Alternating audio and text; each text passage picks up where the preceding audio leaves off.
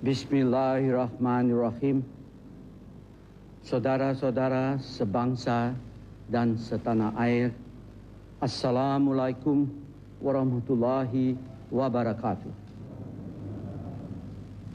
Pertama-tama, marilah kita panjatkan puji syukur kehadirat Allah Tuhan Yang Maha Esa, seraya memohon kepadanya kekuatan dan iman serta kesabaran, sehingga bangsa Indonesia dapat segera keluar dari kesulitan yang kita hadapi dan melanjutkan pembangunan nasional menuju masyarakat adil dan makmur sesuai dengan Pancasila dan Undang-Undang Dasar 1945.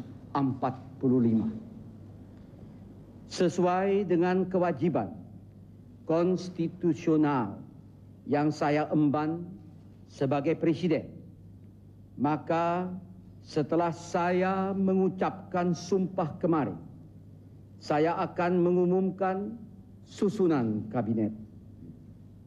Kabinet ini dalam menjalankan tugasnya akan berpegangan teguh pada Pancasila dan Undang-Undang Dasar 1945 serta Garis Besar Haluan Negara 1998 yang dalam pelaksanaannya terus disesuaikan dengan dinamika aspirasi rakyat yang senantiasa berkembang. Hal ini sejalan dengan semangat dan tekad bangsa Indonesia sebagaimana tercermin dalam tuntutan reformasi konstitusional yang menyeluruh yang dipelopori oleh mahasiswa dan generasi muda. Maka kabinet yang akan saya umumkan ini saya beri nama Kabinet Reformasi Pembangunan. Kabinet Reformasi Pembangunan ini dalam waktu yang sesingkat-singkatnya akan mengambil kebijakan dan langkah-langkah proaktif untuk mengembalikan roda pembangunan yang dalam beberapa bidang telah mengalami hambatan yang merugikan rakyat, khususnya rakyat kecil. Oleh karena itu, pusat perhatian Kabinet Reformasi Pembangunan adalah peningkatan kualitas, produktivitas, dan daya saing ekonomi rakyat dengan memberi peranan kepada perusahaan kecil, menengah, dan koperasi yang telah terbukti memiliki ketahanan ekonomi yang lebih kuat dalam menghadapi krisis. Saudara-saudara sebangsa dan setanah air, selain mengacu kepada ketentuan perundang-undangan yang berlaku, ada beberapa pijakan yang saya gunakan untuk menyusun personalia kabinet. Kabinet Reformasi Pembangunan ini disusun untuk dapat melaksanakan tugas pokok reformasi menyeluruh terhadap kehidupan, ekonomi, politik, dan hukum guna menghadapi era globalisasi. Untuk itu, pertimbangan profesionalitas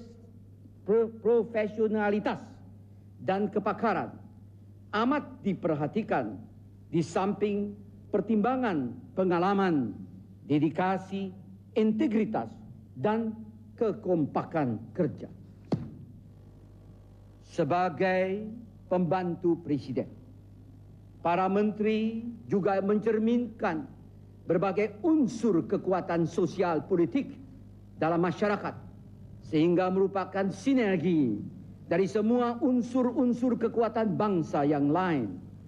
Dengan demikian, kabinet ini terdiri atas unsur-unsur kekuatan bangsa, yaitu Partai Persatuan Pembangunan, Golongan Karya, Partai Demokrasi Indonesia, ABRI, unsur daerah, kaum intelektual, dan perguruan tinggi serta lembaga swadaya masyarakat.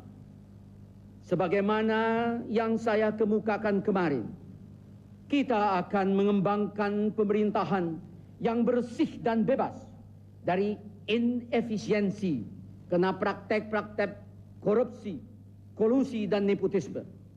Sejalan dengan itu, saya juga menekankan dengan sungguh-sungguh untuk mewujudkan aparatur yang bersih dan berwibawa, yang mampu memberikan arahan dan pelayanan sebaik-baiknya kepada masyarakat. Pada kesempatan ini, dalam rangka meningkatkan objektivitas, menjamin kemandirian Bank Indonesia, maka dengan sengaja jabatan Gubernur Bank Indonesia tidak saya masukkan dalam kabinet. Karena Bank Indonesia harus mempunyai kedudukan yang khusus dalam perekonomian, bebas dari pengaruh pemerintah dan pihak manapun juga berdasarkan undang-undang. Atas dasar pertimbangan-pertimbangan tersebut, dengan memohon rahmat dan petunjuk dari Allah Subhanahu wa Ta'ala, serta dukungan seluruh rakyat dan komponen bangsa, dengan ini saya sampaikan kepada saudara-saudara sebangsa dan setanah air susunan Kabinet Reformasi Pembangunan sebagai berikut.